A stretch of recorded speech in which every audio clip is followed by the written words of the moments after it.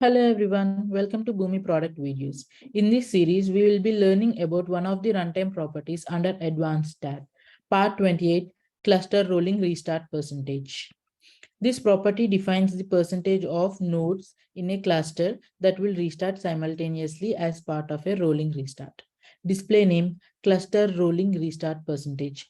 Property name, com.boomi.container.cluster. Rolling restart dot cluster restart percentage. Default value 20.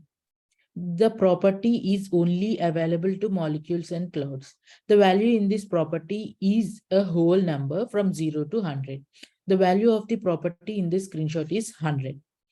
For the 4-node cloud in this instance, the configuration will ensure all nodes except the head node restart simultaneously.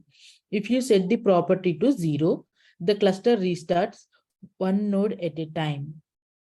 To learn more about the properties under Advanced tab, do check out the existing videos and thank you for watching.